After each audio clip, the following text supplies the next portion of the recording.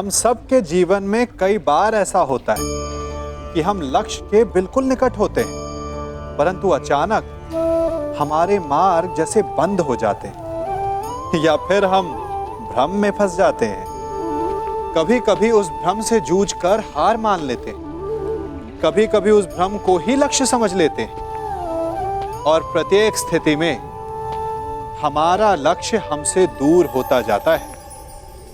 अब प्रश्न ये उठता है कि ऐसे में क्या किया जाए, और उत्तर है धैर्य। मन जब अधीर होता है तब सोचने समझने की क्षमता खो देता है, भ्रम के माया जाल में फंस जाता है और अंततः थक कर हार जाता है। जबकि धीरज रखने से मन शांत होता है, आप एकाग्रचित होते हैं, भ्रम के माया जाल से निकलकर अपने लक्ष्य को देख पाते हैं। इसीलिए धीरज रखना सीखें, क्योंकि ये बहुत बड़ी शक्ति है। हमें वासुदेव और श्री बलराम से संधि करनी होगी। द्वारका से संधि? द्वारका से तुम्हारी संधि नहीं होने दूंगा कर्ण। अब देखना बलराम कैसे तुम्हारा विनाश करेंगे। ये आप क्या कह रहे हैं इंद्रदेव? नंदिनी को आप कैसे लेके जा सकते हैं? विवशता विवशता श्री बलराम, मुझे लगता है नंदिनी द्वारका में सुरक्षित नहीं है। क्यों? अचानक से द्वारका असुरक्षित कैसे हो गया? है नहीं, किंतु होने वाला है। अब तक मुझे लगता था कि कामधेनु पुत्री कल्पपूर्णा नंदिनी आपके और वासुदेव के पास सुरक्षित है, परंतु क्या इंद्रदेव? क्या आपको यादवों के गौवंश के प्रति प्रेम पर संदेह है? कदापि नहीं, किंतु मुझे हस्तिनापुर की नीति रीति पर विश्वास नहीं है। आप स्वयं ही देखिए, वहां एक पुत्रवधू सुरक्षित नहीं है तो गौवंश कैसे सुरक्षित रहेगा? हस्तिनापुर से द्वारका का क्या संबंध है? संबंध है हलधर। हस्तिनापुर के लिए कर्ण दिग्विजय पर निकला है। आवश्यक है कि वो एक दिन द्वारका अवश्य आएगा। आपने सोच भी कैसे लिया देवराज कि हस्तिनापुर की आधीनता हम स्वीकारेंगे? यदि हस्तिनापुर की सेना द्वारका के द्वार पर पहुंची तो मैं उन्हें यमलोक का द्वार दिखा दूंगा। और वो यदि संधि के लिए आए तो? संधि? संधि तो एक बहुत अच्छा विकल्प है। संधि से विकास के द्वार खुलते हैं। बड़े ही भोले हैं आप महाबली।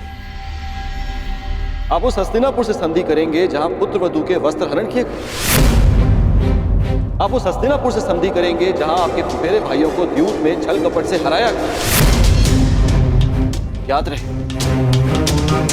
कर्ण भी उनके साथ है। एक सूत पुत्र से संधि करेंगे आप? द्वारका में वर्ण भेद नहीं है इंद्रदेव। किंतु कर्मों का क्या? उस कर्ण ने छल कपट करके अपने गुरु से विद्या प्राप्त करी। खुले दरबार में द्रौपदी का अपमान होते देखा। आपके बहनोई अर्जुन के प्राणों का प्यासा है वो, कोई योद्धा नहीं है वो, एक छलिया है। और आप चले हैं उनसे संधि करें। आपको स्मरण है कि वो आपसे संधि क्यों करना चाहते हैं? मैं बताता हूं आपको, ताकि जब पांडव वनवास से वापस लौटे और युद्ध आरंभ हो तो उन्हें आपका समर्थन मिल सके। हे महाबली, क्या आप ऐसे लोगों की सहायता करेंगे जिन्होंने विश्व में एक नारी के साथ क्रूर कर्म किए?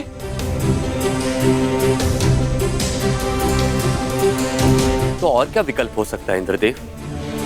यदि कोई मित्रता का हाथ बढ़ाने के लिए आपके घर तक आए तो आप उसे कैसे ठुकरा सकते हैं? यदि मित्रता का अवसर ही ना दिया जाए तो? कैसे?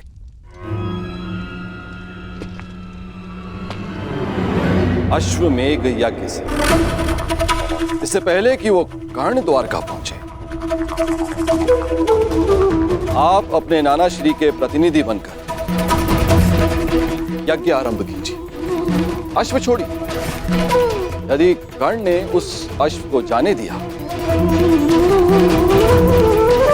तो वैसे ही हस्तिनापुर आपका अधीन हो जाएगा, और यदि रोक लिया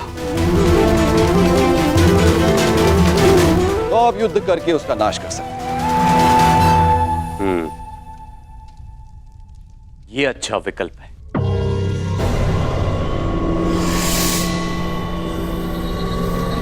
यदि ऐसा है तो मैं नंदिनी को आपके सानिध्य और आपकी सुरक्षा में छोड़ने के लिए तैयार हूं।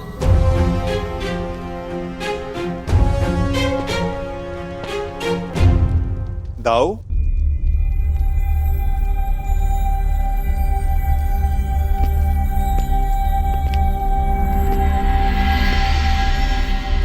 बिना कर्ण की मंशा जाने उससे युद्ध करना मुझे उचित प्रतीत नहीं होता दाऊ।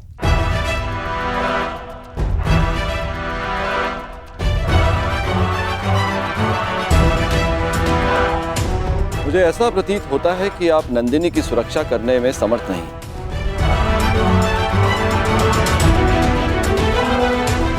ऐसी स्थिति में आप उसे लौटा ही दीजिए।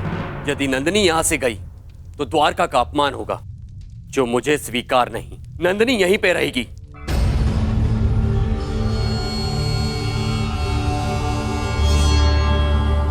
अश्वमेध यज्ञ का आयोजन होगा कन्हैया? ये तुम्हारे ज्येष्ठ का आदेश है।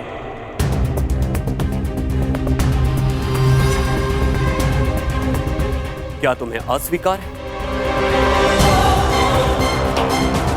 यदि अश्वमेध यज्ञ नहीं हुआ तो नंदिनी द्वारका को छोड़कर चली जाएगी, और यह द्वारका के लिए बहुत ही अपमानजनक बात होगी। क्या यह स्वीकार है?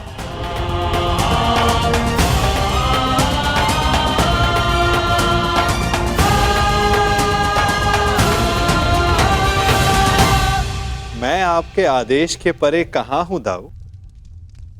जैसी आपकी इच्छा।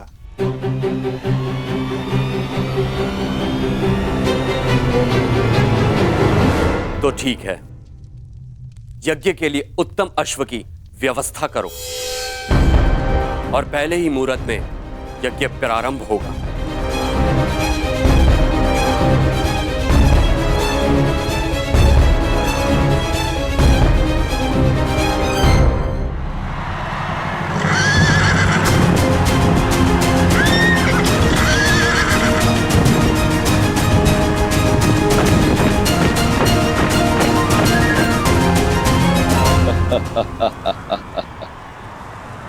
इसे कहते हैं समय का चक्र। हर मोड़ पर तुमने मुझे पराजित किया है कर्ण, लेकिन अब तुम्हारे पास कोई विकल्प नहीं। यदि द्वारका के अश्व को जाने दिया तो भी तुम्हारी पराजय होगी, और रोक दिया तो बड़े भ्राता बलराम तुम्हारा वध करेंगे, इसे स्वयं अनुज कृष्ण भी नहीं रोक सकेंगे।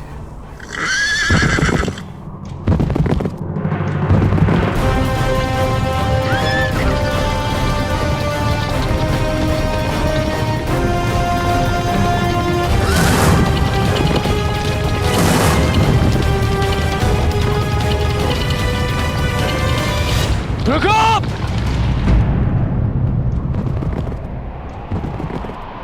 क्या हुआ मित्र? रुकने का संकेत क्यों किया? द्वारका के निकट ही है। अश्व के पश्चात के स्वर सुनाई दे रहे हैं युवराज। ये अश्व की नहीं, तुम्हारे पतन की पश्चात है ये कर्ण।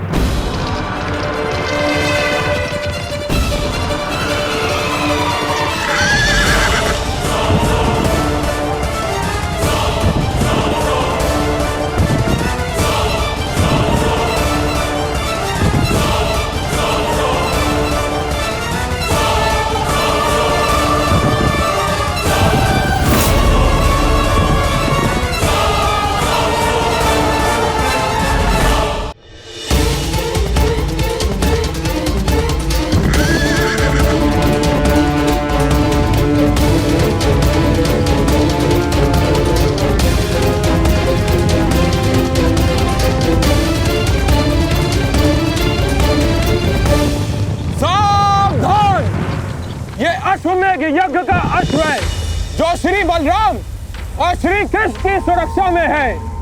इसे रोकने वाला नारायणी सेना के साथ युद्ध को निमंत्रण देगा। अंगराज, ये अश्वमेध यज्ञ कर रहे हैं तो हम भी दिग्विजय यात्रा पर निकले हैं। रोक लो यश, हो जाने दो युद्ध। आज उस छलिए कृष्ण को भी हस्तिनापुर के वाणों का स्वाद चखने दो। नहीं मामाश्री, बात केवल कृष्ण की नहीं, हलधर बलराम की भी है। एक बार बलराम ने हमारी मित्रता स्वीकार कर ली, फिर जीवन भर पांडव हमारे समीप नहीं आ पाएंगे और ना ही कृष्ण हमारा कुछ भी बिगाड़ पाएगा। कर्ण, बलराम जैसे महाबली वीर से अभद्रता उचित नहीं। नहीं दुर्योधन, ना। आज इस अश्व को यूं ही जाने दिया तो सारे भारतवर्ष में यह संदेश जाएगा, यादवों का वर्चस्व स्वीकार कर लिया है हस्तिनापुर ने। ना मेरे सम्राट, ना। कर्ण, तुम हस्तिनापुर की सेना के सेनापति हो, स्मरण रहे। तुम्हारी विजय मेरे सम्राट दुर्योधन के नाम अवश्य होगी, परंतु तुम्हारी पराजय तुम्हारे मस्तक का ही कलंक बनेगी। कर्ण, स्मरण रखना। सोच क्या रहे हो कर्ण? रोक लो ये अश्व। कर्ण, ये अश्व रोक लो।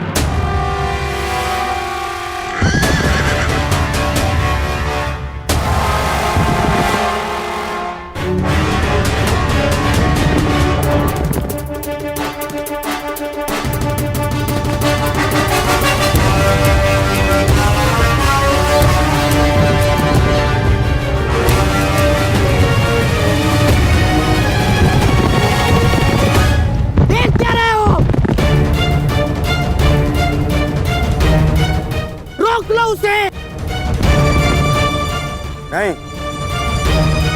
कर्ण,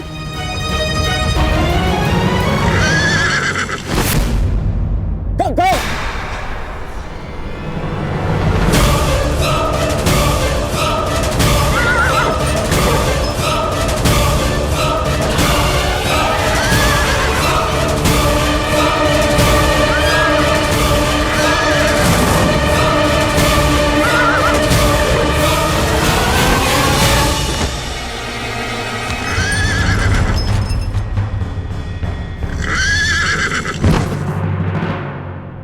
ये तुमने क्या किया मित्र?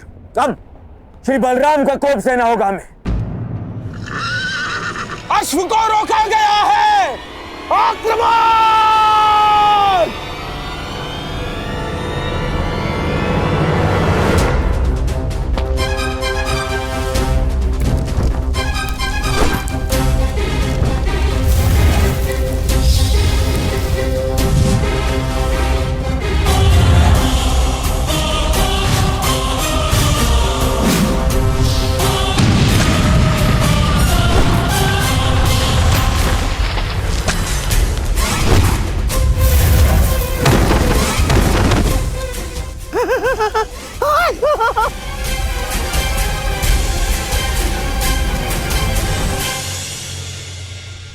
ठीक कहा था देवराज ने, यह कर्ण बड़ा ही उद्दंड और दुस्साहसी है।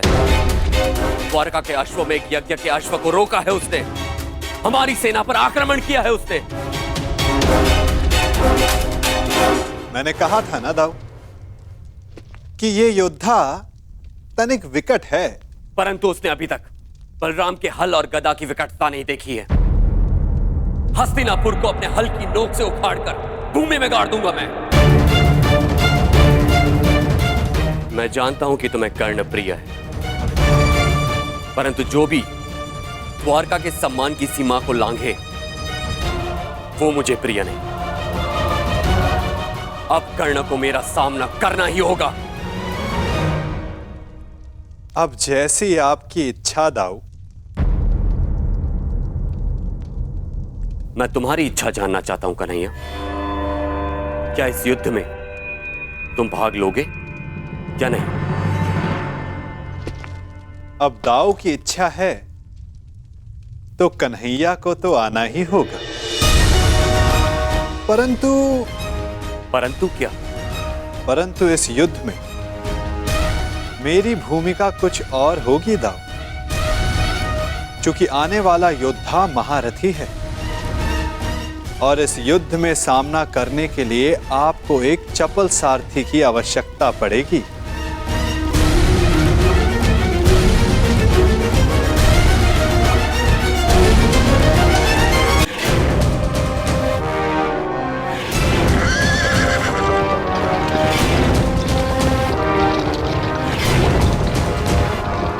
लो सम्राट, ये छलिया सारथी बनकर आया है, अर्थात शस्त्र नहीं उठाएगा। विजय निश्चित है सम्राट, विजय निश्चित है हमारी।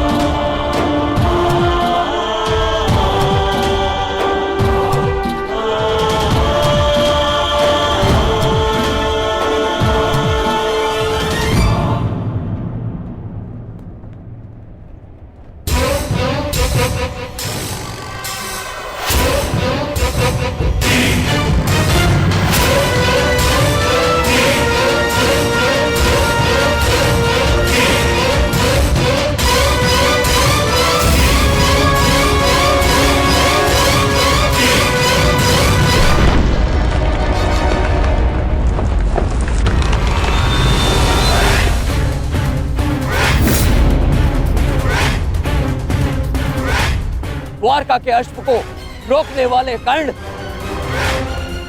तेरा सामना बलराम से है। अपने प्रियजनों का स्मरण कर ले, क्योंकि तेरा स्वागत स्वयं यमराज करने वाले हैं। शत्रु ने ललकारा है, अंगराज उत्तर दो।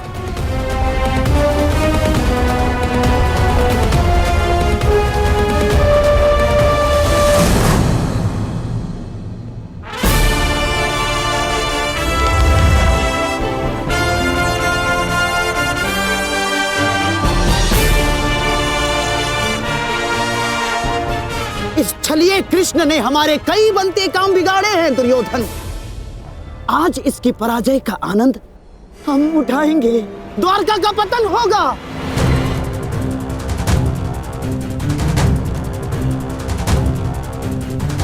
और फिर तुम्हें पांडवों का कोई भय नहीं होगा, मेरे सम्राट, कोई भय नहीं होगा।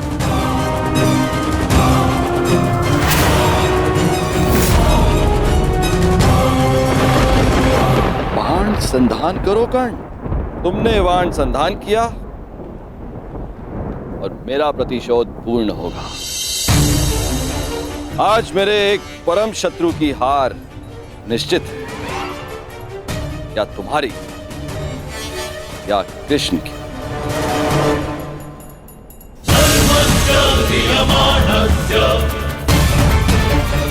चला बाण चला कर्ण, ये तेरे बाण ही तेरी मृत्यु का कारण बनेंगे। देख रहे हो कन्हैया, जिस कर्ण से तुम्हें इतना स्नेह है वो कितना दृष्ट है।